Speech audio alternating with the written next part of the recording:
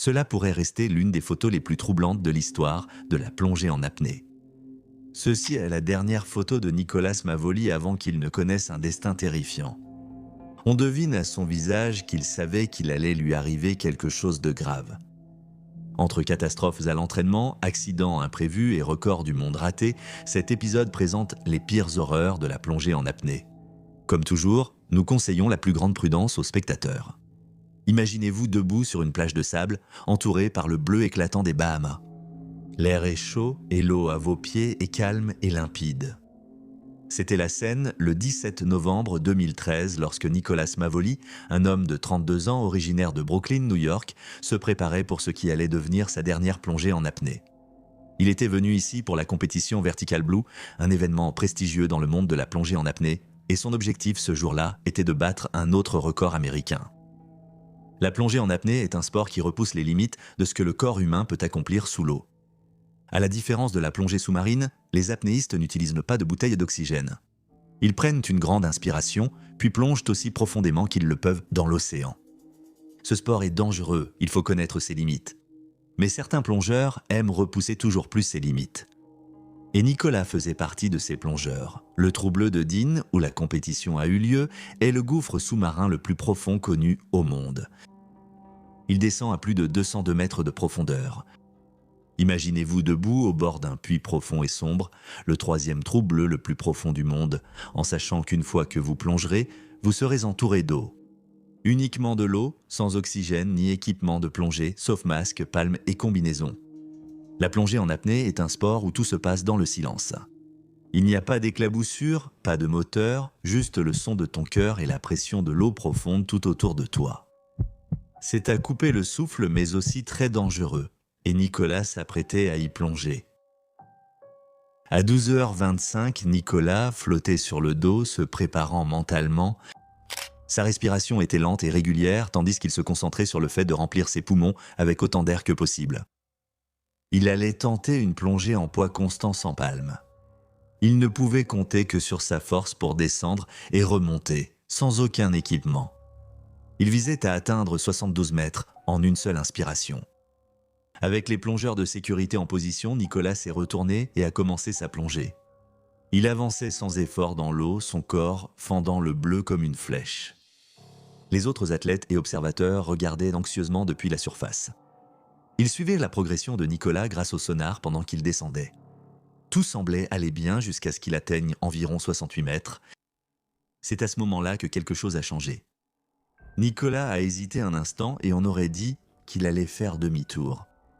En une fraction de seconde, il a fait un choix. Au lieu de remonter à la surface, il a continué à descendre, déterminé à atteindre son objectif. En l'observant depuis la surface, certains de ses compagnons de plongée se sont inquiétés. Mike Board, un autre plongeur de la compétition, a déclaré plus tard « Plonger à cette profondeur sans palme, c'est difficile. Je savais que ce serait difficile pour lui de remonter. » Finalement, après près de 4 minutes sous l'eau, Nicolas est remonté à la surface. Son visage a percé la surface de l'eau et il a immédiatement retiré ses lunettes, signalant ainsi au juge qu'il allait bien. Mais quelque chose n'allait pas. Il parlait de façon confuse et avait un regard lointain. Puis, sans prévenir, Nicolas a perdu connaissance et est retombé dans l'eau. L'équipe de sécurité a réagi aussitôt, l'a sorti de l'eau et placé sur une plateforme voisine. Ils ont agi rapidement pour le réanimer, pratiquant la RCP et d'autres procédures d'urgence. Pendant quelques instants, son pouls est revenu, mais il est reparti aussitôt. Après 90 minutes, il était clair qu'il ne pouvait pas le sauver. Nicolas Mavoli a été déclaré mort. Moment déchirant pour tous pendant la compétition.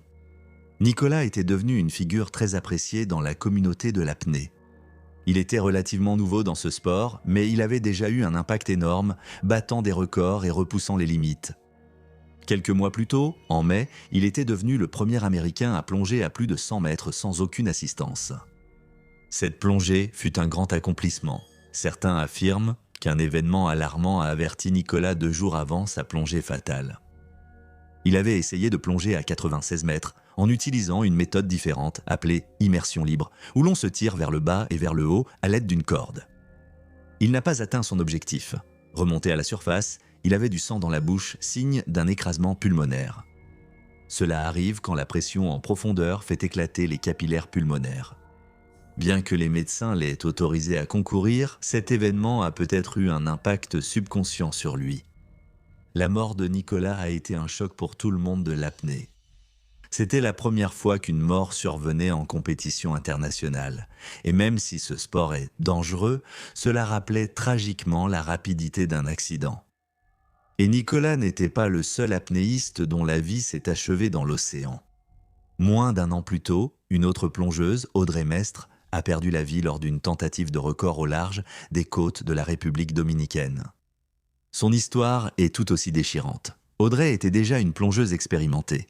Elle avait déjà battu des records et lors d'un entraînement plus tôt dans la semaine, elle avait atteint 170 mètres plus profond que la plupart des humains.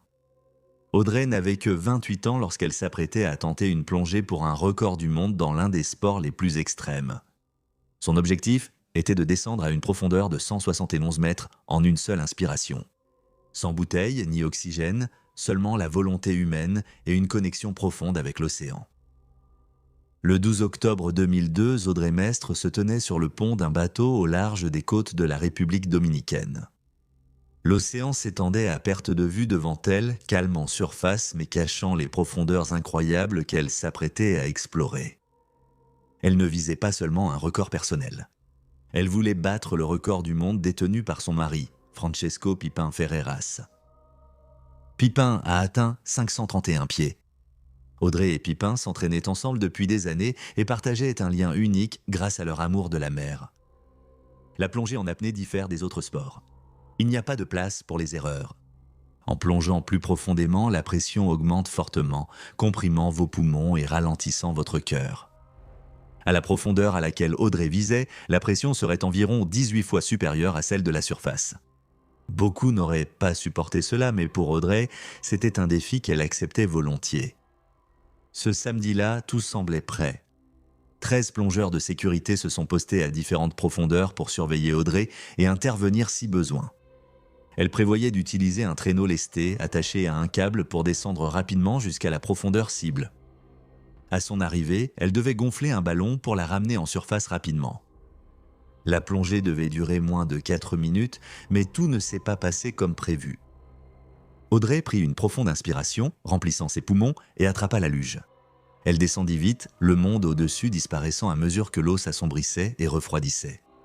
Mais lorsqu'elle atteignit 561 pieds, quelque chose se passa mal. Son ballon s'est mal gonflé et ne remontait pas. La descente prévue rapide est devenue une lutte de 9 minutes. Les plongeurs ont compris qu'il y avait un problème et ont tenté d'aider, mais c'était trop tard. Son mari Pipin a plongé pour la sauver. Il l'a tirée jusqu'à la surface, mais lorsqu'ils ont atteint le sommet, Audrey était inconsciente. Malgré des tentatives immédiates de la réanimer, y compris la RCR, Audrey n'a jamais repris connaissance. Le monde venait de perdre l'une de ses plus grandes étoiles de la plongée en apnée. La nouvelle de la mort d'Audrey a profondément bouleversé la communauté de la plongée. Beaucoup se sont demandé « que s'est-il passé ?» L'autopsie initiale a conclu à une noyade, mais il a fallu des semaines pour que tous les détails soient révélés. Des questions ont été soulevées quant au respect des procédures de sécurité. Certains estimaient qu'il manquait de plongeurs de sécurité pour intervenir vite. Certains ont signalé que l'aide médicale n'était pas immédiatement disponible à bord, ce qui a retardé la prise en charge. La mort d'Audrey a relancé le débat sur l'avenir de la plongée sans limite.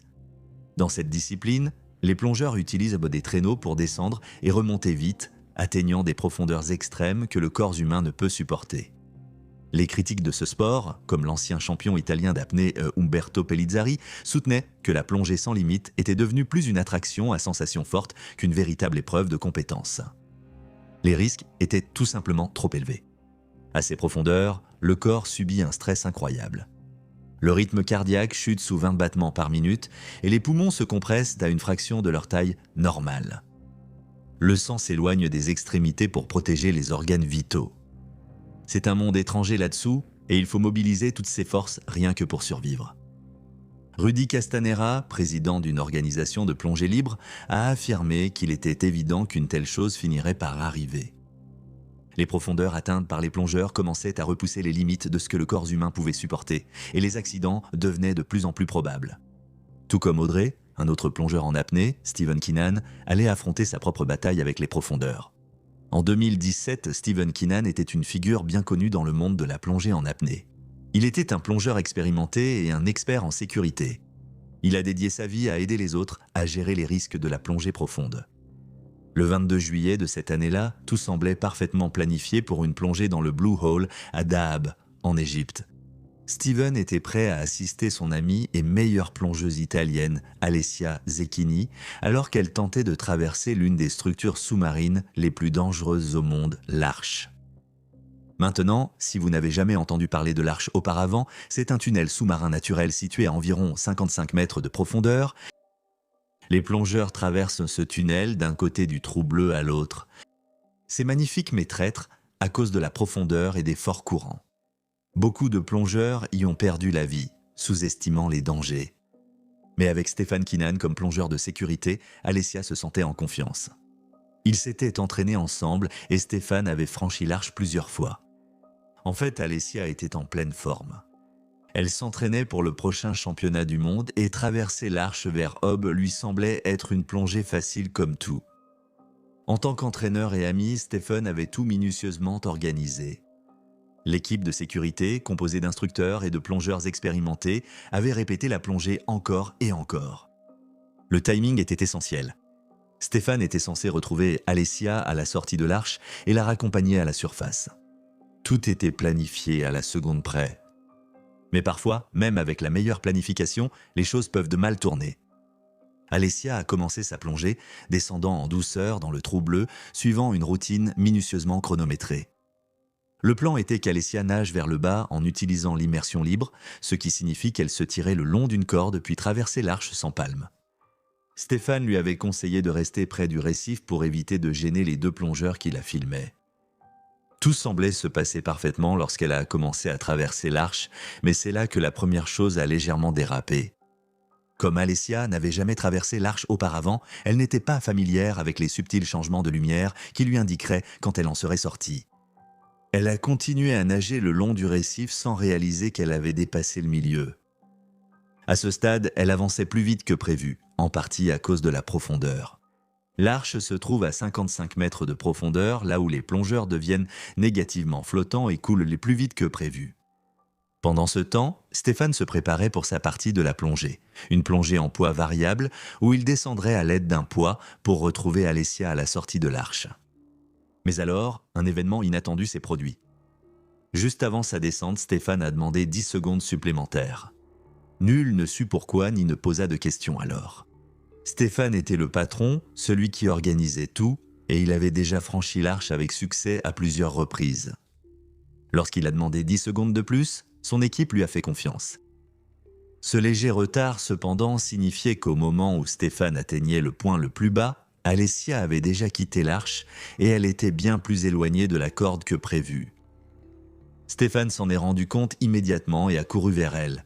C'est là que la prochaine erreur s'est produite. Stephen a décidé de commencer leur ascension ici plutôt que de la ramener vers la corde la plus éloignée. Au début, Alessia nageait seule, avec Stephen juste derrière elle. Il la surveillait de près, prêt à intervenir si nécessaire.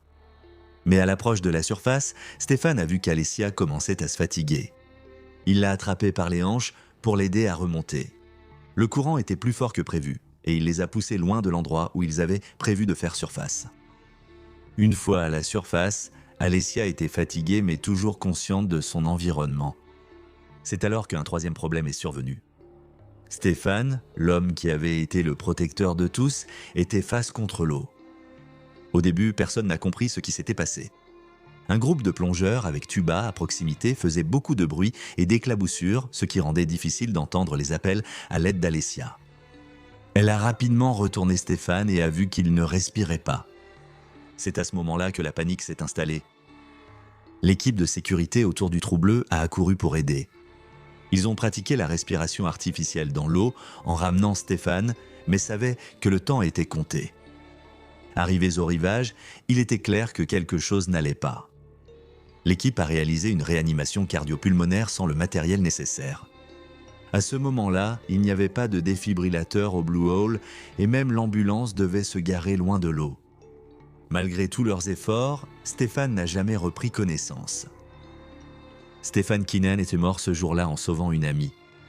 Les plongeurs supposent une possible syncope en eau peu profonde. Cette condition apparaît quand le cerveau manque soudainement d'oxygène. Cette perte a bouleversé la communauté des plongeurs et tous ceux qui le connaissaient. Il était un héros pour beaucoup, un entraîneur, un ami et un homme qui a tout donné pour assurer la sécurité des autres. Pourtant, peu de temps auparavant, une autre tragédie allait frapper le monde de l'apnée. Natalia Molchanova était une légende dans le monde de l'apnée. Née en Union soviétique en 1962, elle était façonnée par une discipline stricte et un travail acharné. Elle s'entraînait comme une athlète de l'ancienne époque soviétique, mais avec un cœur rempli de joie et de rire. Natalia n'a commencé l'apnée qu'à la quarantaine, ce qui était inhabituel pour un sport où beaucoup d'athlètes commençaient de jeunes. Cela ne l'a pourtant pas empêchée de devenir la meilleure. Elle a repoussé des limites que personne n'imaginait possibles pour une femme de son âge ou pour quiconque. Au cours de sa carrière, Natalia a battu 41 records du monde et remporté 23 championnats du monde. Elle était connue pour sa remarquable constance et son calme sous une pression extrême. Elle n'était pas seulement reconnue pour ses capacités physiques, elle avait aussi développé des techniques mentales pour rester calme et concentrée sous pression. L'une de ces techniques était quelque chose qu'elle appelait la déconcentration de l'attention. C'était une forme de méditation qui lui permettait d'étendre son attention à tout son environnement au lieu de se concentrer sur une seule chose. Elle disait que cela l'aidait à rester détendue et consciente de son corps en plongée. Natalia pensait que cette force mentale était aussi importante que l'entraînement physique. À l'âge de 53 ans, Natalia était considérée comme la plus grande apnéiste du monde. Son surnom, la machine, venait de sa capacité à tenir plus longtemps que presque n'importe qui dans ce sport. Que ce soit en plongée en poids constant où les plongeurs doivent remonter avec le même poids qu'ils ont descendu, ou en plongée sans limite, où une luge les entraîne en profondeur, Natalia dominait dans chaque discipline. Bien que Natalia maîtrise l'art du calme et du contrôle de la respiration, l'océan demeure imprévisible. Le 2 août 2015, Natalia se trouvait en Espagne pour donner des cours d'apnée à un riche étudiant russe. C'était une journée comme les autres. Mais après le cours, elle a décidé de plonger seule. Ce n'était pas censé être quelque chose de trop profond ou difficile, surtout pour quelqu'un comme elle. Elle avait déjà plongé plus profondément, repoussant les limites de l'endurance humaine. Mais cette fois, les choses ont mal tourné. Nul ne sait précisément ce qui s'est passé durant cette plongée. Natalia n'avait pas d'observateur de sécurité, ce qui est fréquent lors des plongées hors compétition. Natalia était la plongeuse la plus expérimentée du groupe et cela paraissait être une plongée de routine. Quand elle n'est pas remontée, ses camarades plongeurs se sont inquiétés. Ils ont cherché mais Natalia avait disparu. Des équipes ont fouillé les eaux au large de l'Espagne pendant des jours sans jamais retrouver son corps.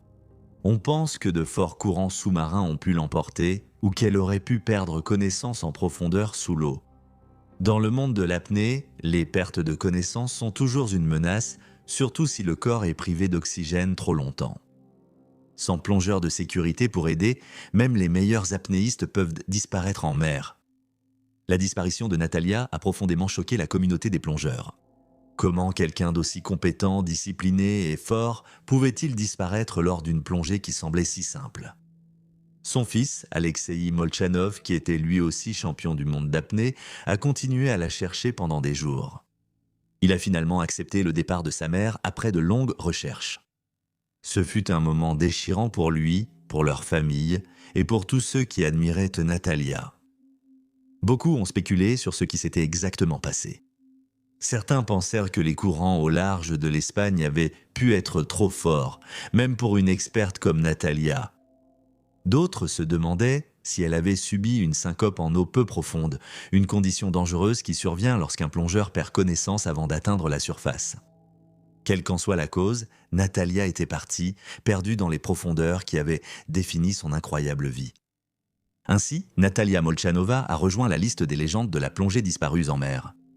Une semaine plus tard, un autre plongeur tenterait à son tour un record du monde et connaîtrait également une fin tragique. Guy Garman, alias Doc Deep, avait l'habitude de repousser les limites. Le 15 août 2015, il tentait ce que beaucoup de plongeurs considéreraient comme impensable, battre le record du monde en plongeant à 365 mètres au large de Saint-Croix dans les îles Vierges américaines.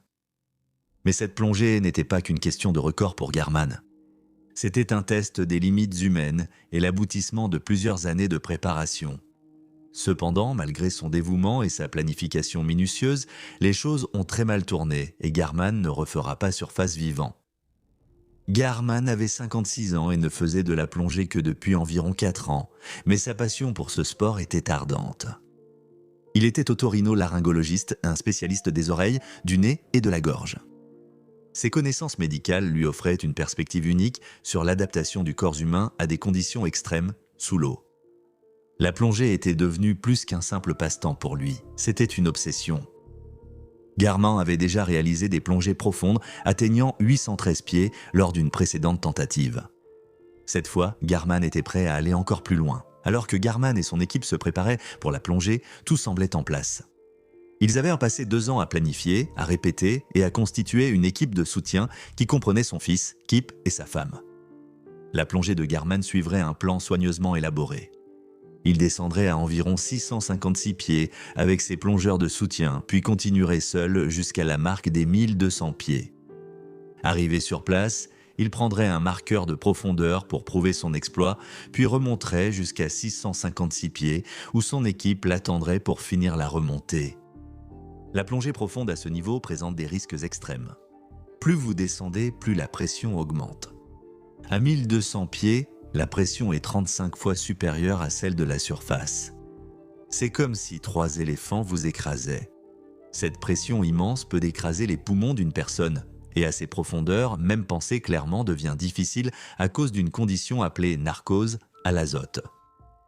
Cela se produit lorsque l'azote provenant des bouteilles d'air s'accumule dans le sang, provoquant de la confusion et une sensation d'euphorie, ce qui peut altérer le jugement. Pour lutter contre cela, les plongeurs utilisent un mélange gazeux spécial appelé Trimix, qui réduit le taux d'azote. Malgré ces précautions, les risques demeurent de graves. Il y a aussi le danger du mal de décompression ou le mal des caissons. Lorsqu'un plongeur descend profondément dans l'océan, son corps absorbe de l'azote. Une remontée trop rapide peut provoquer des bulles d'azote dans le sang, causant de fortes douleurs, des lésions d'organes ou la mort.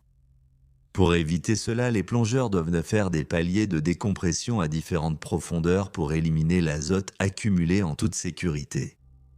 Garman le savait bien et son plan de plongée prévoyait du temps pour les paliers de décompression lors de la remontée. Garman avait 5 bouteilles attachées dans son dos, remplies de trimix, d'oxygène, d'azote et d'hélium pour les plongées profondes au-delà de 30 mètres. Il prévoyait de descendre à une vitesse de 30 mètres par minute, visant à atteindre 365 mètres en 12 minutes. L'équipe a soigneusement mesuré la ligne de plongée et l'a ancrée au fond de l'océan. Ils ont tout vérifié 2 fois et étaient confiants. À 6 heures du matin, Garman et son équipe de soutien sont entrés dans l'eau. La descente a commencé comme prévu. L'équipe l'a suivi jusqu'à la marque des 656 pieds où ils se sont arrêtés et Garman a continué seul. Sa tâche était simple, suivre la ligne de plongée jusqu'au fond, attraper le marqueur et revenir. Garman a ressenti un malaise en descendant dans l'obscurité. Le poids familier de son équipement semblait plus lourd. L'isolement était écrasant. La pression lui serrait la poitrine et son esprit était envahi par 1000 inquiétudes. Il résistait à la panique, focalisé sur sa respiration et la ligne de plongée. L'équipe en surface s'attendait à ce qu'il les rejoigne au niveau des 656 pieds après environ 38 minutes, mais 1 heure passa, puis 2. Au fil du temps, il n'y avait aucun signe de Garman, ni même de bulles remontant des profondeurs. Ces plongeurs de soutien cherchèrent vite plus en profondeur, espérant le retrouver. La situation devenait de plus en plus critique à chaque minute qui passait. Les plongeurs exploraient les eaux sombres à la recherche d'indices sur la localisation de Garman. Mais il n'y avait rien, pas de bulles, aucun mouvement, juste le silence. L'équipe a cherché des heures avant de comprendre la triste vérité. Quelque chose s'était terriblement mal passé et Garman ne reviendrait pas. Sa femme et son fils, qui avaient attendu anxieusement à la surface, étaient dévastés. Ce qui aurait dû être un moment de triomphe est devenu un cauchemar inimaginable. 3 jours après, ils ont retrouvé le corps de Garman. Son équipement est resté intact et sa bouteille est restée attachée. Mais personne ne savait ce qui avait mal tourné lors de sa plongée. Les experts pensaient que la narcose à l'azote avait joué un rôle. La narcose est une altération réversible de la conscience qui survient lors de plongées en profondeur. Elle est causée par l'effet anesthésiant de certains gaz à haute pression partielle. À ces profondeurs, même les plongeurs expérimentés peuvent se désorienter et perdre leurs repères. Beaucoup de membres de la communauté de plongée avaient exprimé des inquiétudes avant la plongée de Garman. Bien qu'il fût passionné et déterminé, il n'avait effectué qu'environ 600 plongées. Même si cela peut sembler beaucoup, la plongée profonde est une toute autre affaire. Plonger à 365 mètres nécessite un niveau d'expérience que très peu de plongeurs possèdent. En fait, moins de 10 personnes dans le monde ont plongé à plus de 240 mètres en utilisant un équipement respiratoire autonome et plus de personnes ont marché sur la Lune que celles qui ont réussi une plongée à de telles profondeurs. Juste une semaine avant la plongée, l'équipe de Garman a publié une vidéo sur YouTube montrant leurs préparatifs. Des plongeurs expérimentés l'ont regardé, inquiets. Ils trouvèrent la plongée trop ambitieuse pour Garman et estimaient que son équipe manquait d'expertise pour une mission si risquée. Ils ont signalé de nombreux avertissements pour la plongée. La plongée profonde est l'un des défis les plus extrêmes pour l'humain et aucune préparation n'élimine les risques. L'océan est imprévisible et même la plus petite erreur peut avoir des conséquences fatales. Merci d'avoir regardé, à la prochaine vidéo, restez audacieux et courageux.